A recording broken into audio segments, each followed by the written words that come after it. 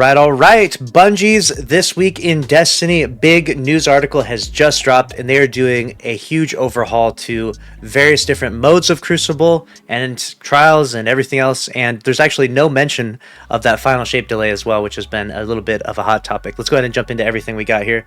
The first thing they mentioned that it's been a tough week, and they talk about their empathy towards those that were laid off. And, you know, how they appreciated the community sentiment and everything like that. They talked a little bit about it in their path forward and stuff. But they just wanted to, you know, briefly mention that and gloss over that before they jump into the big announcements here. We have Season of the Wish announcement, which was huge. We obviously covered this in the video. And this one looks pretty exciting. We recently unveiled an Ahamkara egg, so should be a pretty interesting storyline to come with that. And now we have the Crucible Strike team giving us an update.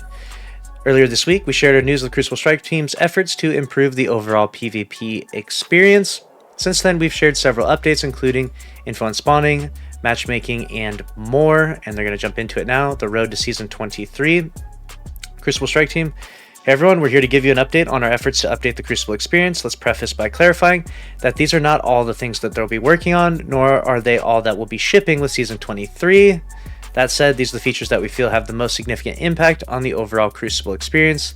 Got rewards, matchmaking, playlists, and modes, which honestly, those all sound like really good bullet points to address within Crucible. So this looks like a good thing. You know, Bungie's hired the strike team, and hopefully they can actually make PvP great, make it much better than it has been, right? We have our goal is to steer the Crucible experience in a direction that satisfies our most dedicated PvP players.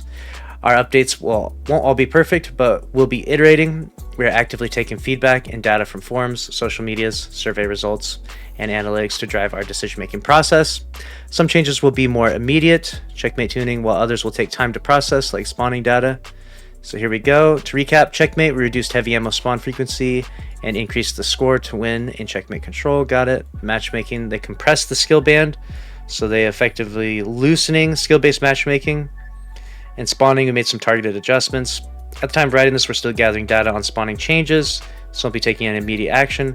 But on the topic of checkmate and matchmaking, we are actively iterating based on feedback and analytics within the season. Checkmate has been overall pretty successful. I think a lot of people who like playing PvP enjoy jumping into checkmate. They love the, you know, added just gunplay focus rather than ability spam focus. They just tuned bows and hand cannons for it, like we mentioned before, and we wanted to reduce the amount of damage that bows overall and reduce the hand cannon damage on body shots while keeping their optimal time to kill as it is now, which is good, I think. This should also give other weapons more room to compete, which I agree. We covered that in a previous video. Matchmaking is being changed as well. In general, expect some back and forth adjustments as we fine-tune the configuration, so just be mindful of that when it comes to matchmaking in checkmates. Now they're going to talk playlists, which I think is the really exciting, the really juicy stuff here. They're reintroducing a new 3v3 quick play node, which is interesting. They're adding this back to the Crucible directory here. I like that.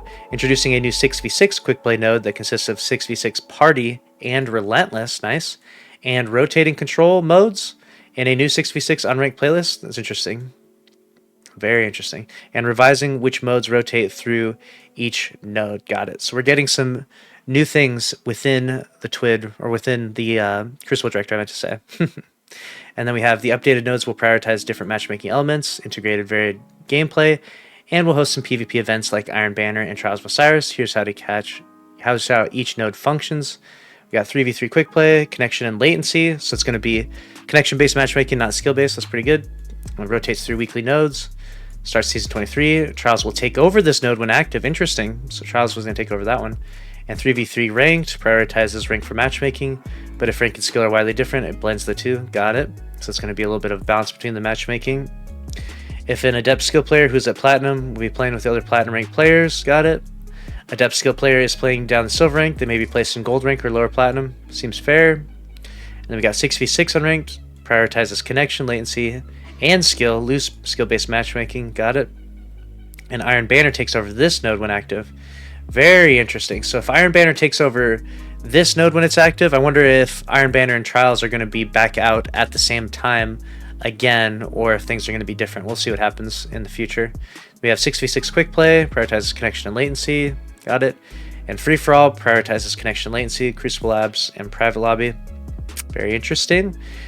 Regarding the 3v3 ranked competitive node, we decided to simplify it by reducing the number of game modes in the playlist, cycling between one deathmatch mode and one objective mode. As such, Countdown Rush is leaving Crucible Labs and entering competitive as the objective mode, and survival will be the deathmatch mode for Season 23. Got it. Meanwhile, 3v3 quick play node will rotate through elimination and showdown for Season 23. Rift is sitting on the bench for now, but may very well return for the starting lineup in the future. We also plan to look at adding more game types into 3v3 quick play rotator in the future, along with potentially experimenting with testing rule sets and spawn changes for trials and competitive maps. Got it. 6v6, we got the unranked mode will rotate through different variations of control, and these variations will be control modifier. The core mode remains the same with the sandbox slightly altered. By rotating modified control modes, we're segueing into future we mix and match modes and modifiers and enable players to do the same. This is a long-term goal, and we'll talk more about this at a later point in time. New 6v6 quick play mode is a consolidation of party and relentless rotators of the past that simplifies the number of 6v6 modes available and maintains parity with the 3v3 nodes. Got it. And then we have a new game mode called Sparrow Control. So it's going to be control, but you're going to be able to bust out your Sparrow like you could do in that new Crucible map they just introduced. We got one of the rotating modes is Sparrow Control. It's control, but with sparrows. The bug becomes the feature. We hope you'll enjoy it on select weeks of Season 23. Keep an eye out for a unique medal that will only be attainable during those weeks. So I imagine the medal is like running over, I don't know how many people with your Sparrow. This mode playlist will be curated and weighted towards larger maps. Got it. Checkmate, I'm looking forward to that. It seems like it'll actually be kind of fun. We plan to make Checkmate Control the primary control mode for the first few weeks of Season 23. To be transparent, Checkmate has revealed a highlighted community desire for a refined sandbox in the Crucible. We eventually want to take some of these lessons learned and apply them to base Crucible experience, not just as a labs mode. We're not ready to slap Checkmate onto everything just yet, but we are ready to expose the modifier to a larger audience and gather more feedback and data, which is awesome. We've been saying this for so many years now. Like, I feel like at least 5 or 6 years ago, I mentioned them doing like a bare bones playlist, and we're finally seeing it implemented. They're calling it Checkmate and not bare bones, but it's the same idea, right? And I'm happy that, one, that they're actually doing it and that it's actually being received pretty well, which is pretty cool. And now we can see this modifier be added to other playlists and see how fun it is in trials and stuff. Might be fun, might not be fun, but it's actually going to make the game significantly more competitive when you do play Crucible and Destiny 2, which is pretty cool. But they're making some changes to Checkmate here in Season 23. The ability cooldown penalty has been decreased from 50% to 30%. So right now there's a 50% penalty. It's going to be reduced to 30%, so you should have more abilities. We'll see what happens. This is also coming with some tuning in Season 23, so we don't know if they're actually going to be making ability spam come back into this playlist. Obviously, that would be terrible. I don't think anyone wants that, but it seems like it's coming with some other changes, so there's good reason for it. Crucible Labs will include Checkmate 3v3 Clash and Checkmate 3v3 Countdown. Trials Labs will include Checkmate Dominion. Very interesting. Trials Labs has Checkmate Dominion Season 23. That's spicy. We'll be making additional mid-season tuning adjustments based on feedback. Very cool. Matchmaking and skill. In addition to skill compression, we are making more adjustments to how our matchmaking and skill systems work on the back end.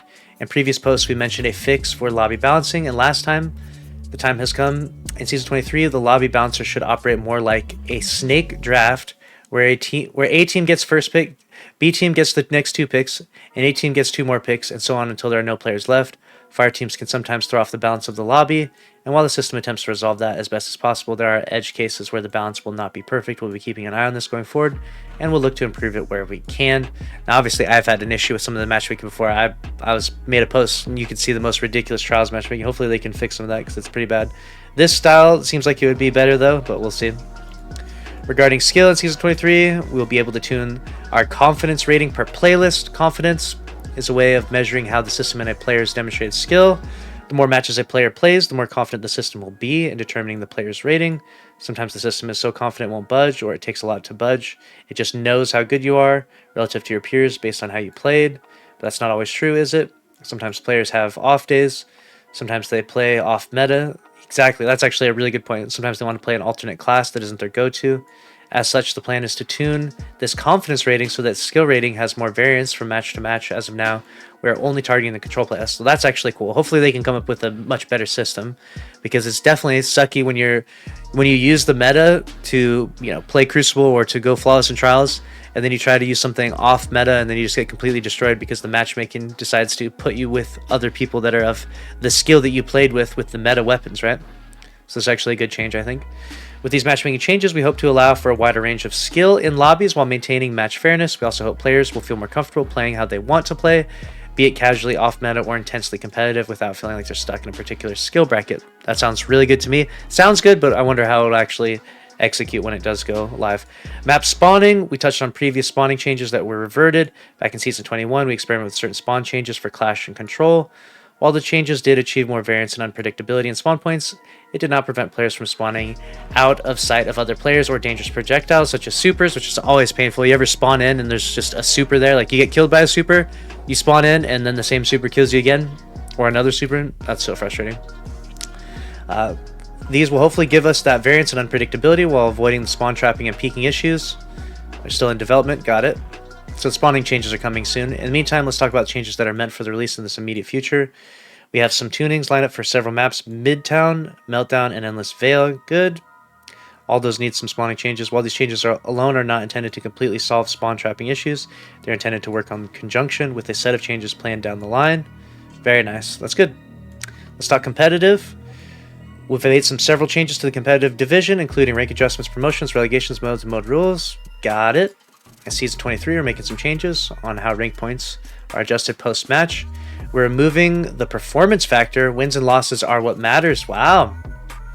We're removing inflation protection. We will no longer reduce your rank points gains if your rank exceeds your skill. We will retain deflation protection. So if your rank is below your skill, it will accelerate you upward. Very interesting. Ultimately, we still expect rank to correlate with skill, but we won't be so heavy-handed about it. We hope these changes will make point gains and losses feel more consistent. That's actually some really good changes. I like those changes overall, and looking forward to that. We got promotions and relegations. Got it. We're removing promotion and relegation series requirements for all divisions except Adept and Ascendant. Going forward, you'll only need to prove your skill when entering the most elite ranks. For example, if you're a Platinum trying to reach Adept, you will enter a promotion series. Conversely, if you're Adept dropping down into Platinum, you'll be able to defend your place via relegation series. Got it. Sounds good. Cool. And in conjunction with the rank adjustments changes, we hope to smooth out the climb to your intended rank while maintaining some amount of prestige expected for upper divisions. Got it. Then we've got mode rules. 2 competitive modes. Survival, increase the spawn count from 4 to 6. Countdown rush from 6 to 5. Decrease the time from 120 seconds to 90 seconds rather. Due to the round time decrease, we also decreased the heavy spawn. Got it. Some good adjustments. Respawns and revives enabled and unlimited. If a game goes 44, the final round will have elimination set. Got it. Sounds good. Trials of Osiris rewards. This is a good one. In Season 23, we're making a small change to Trials rewards in preparation for some larger changes coming alongside the final shape. Depending on... Okay, so we have... In the meantime, we're going to be adding a set of small weekly rewards that trigger depending on how many wins you get in a row before your card becomes flawed. There'll be one for 3, 4, and 5, and 6 wins on a card. And if you get to a higher win total first, you'll get all the tiers below it too. Nice. These rewards will be granted in the post-game loot stream when your card becomes flawed, and they are currently set up to grant gods. You got armor, enhancement cores, trials weapon, and more, and enhancement prisms. Cool. So you get some significant loot if you play trials, even if you don't make it to the lighthouse, which is something that has been a pain point for a long time. This makes it much better for people who can't go flawless consistently. We also just increased the drop rate of adept weapons. That's true. They also made it so adepts drop at a higher rate. In addition, we're also going to be running a weekend of Trials Labs where a Checkmate modifier will be active in this playlist. We'll see how good that is. Let me know your thoughts about Checkmate Trials Labs. That will be interesting. Alright, we'll keep you in Arcity's keepsake. When we introduce unique weapons for competitive rewards, we were keen to make sure the folks had a very cool, powerful, and ultimately attainable weapons for competitive play right out of the box. Lo and behold, that's exactly what we got. Rose and Mercurial Overreach both showing up and among the top 10 weapons used in trials. Yep, those are both such good weapons. However, it's a pretty clear elephant in the room. Anyone who wasn't there for those 2 initial seasons doesn't have access to some of the most reliable guns in the sandbox. Yes. Enter competitive focusing. Nice. I like this. This focusing system breaks down new ground for us. We wanted to make sure that we didn't lose the identity of these weapons as part of the Crucible, and most importantly, as a reward for climbing the competitive ladder. It also stood to reason that if folks were going to earn these weapons, we'd want them to be active in the competitive scene the same way players earn focus rewards from other modes, like Iron Banner. Ultimately, we decided that since these rewards were for testing yourself against tough opponents and working your way up the ladder, participating in competitive should be the key to Earning them. Got it. So if you want to focus some weapons with competitive focusing, you actually have to play the playlist a ton, not just use your shards or materials or whatever. Starting in Season 23, all retired competitive rewards will be available to focus from Shaxx's Legacy Crucible focusing menu. Nice. Very cool. And then we have, you will only be able to focus them once you have completed your placement matches.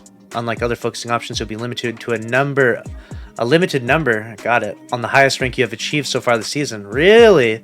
So you'll get weekly focuses based on the rank you are. So if you're Ascendant rank, you'll get 7. The ability to focus the rows 7 times that week. And if you're Silver rank, you get just 3 times. Imagine you're untested. I'm just kidding. Anyone can make it to Copper, right? Comment down below if you're in Copper rank. The cap on how many you may focus can be changed midweek, but only if you rank up. Each week will be focusing. You're not only going to have to finish your weekly matches, don't worry though. We won't ever decrease the number of weekly focuses you get during a single season, which is nice. So if you do make it high up in the ranks and drop down, you'll still be able to focus the higher ones. Last but not least, the price. These weapons are intended for some of the most reliable weapons in Crucible play available. As such, we consider their value to players to be adept weapons. Got it. Will be 3 Crucible engrams and 25,000 Glimmer is going to be the cost for that. Very, very nice. I'm sure I'm going to be grinding out for that rose. I want that exact roll of the rose. I've been dying to get that for so long now. As mentioned above, this isn't everything we're shipping in Season 23 and beyond. It sounds really good. If there's more to this, this is exciting stuff for sure.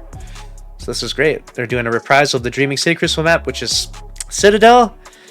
I hate to be a hater, but Citadel sucks. And I don't know why they're bringing this map back. I don't like this one at all, but teach their own. Then we have a ritual weapon preview. It's going to be a caster frame sword, which I don't know if anyone's going to get too excited about this. A void caster sword. It does have a new perk.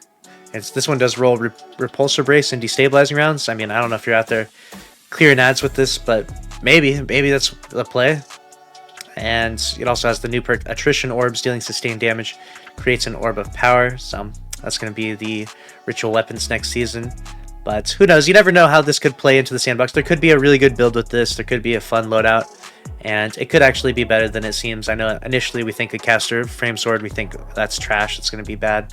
But you never know what could happen, right? You never know what the artifact mods could be or what builds we find with it. So we'll be cautiously optimistic with that. So moving on to the next part. They're leaving Immortal behind. The new adaptive trace rifle. Got a strand trace rifle? Coming from Trials? Okay. Returning the Eye of Soul adaptive sniper. Got it. That's pretty cool. Iron Banner, the Dark Decider auto rifle, and Gnora's axe are leaving. And new is Lethal Abundance Strand high impact auto rifle. Interesting. And returning is the Riz Walker shotgun. Got it. Nightfall, we're getting rid of the Buzzard and the Swarm, which is great. And then we have the Undercurrent Arc Waveframe Breach Loaded Grenade Launcher. Okay. Okay. We'll see. I don't know if this is going to outdo Forbearance, but, you know, we'll see. We got returning. We got Izumi Adaptive Frame Sniper Rifle. See you next year. Festival of the Lost. Festival of the Lost is gone if you didn't grab your loot. Well, you missed out on that. Let's keep that in mind. And we got all the little fashion contestant winners there. We got the player support report. Daylight savings has changed, so just keep that in mind that everything happens an hour earlier now. No matter what time zone you're in, where you're at in the world. And then we got some bugs in the game that they address. Movie of the week. Artist of the week. Cool stuff. Very cool. Alright.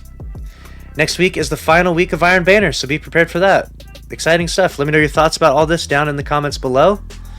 Looks like the Destiny PvP Strike team is doing some good work. And make sure to subscribe if you enjoyed. Smash the like button. Click on the screen here to watch another from the channel. See you in the next one. Later.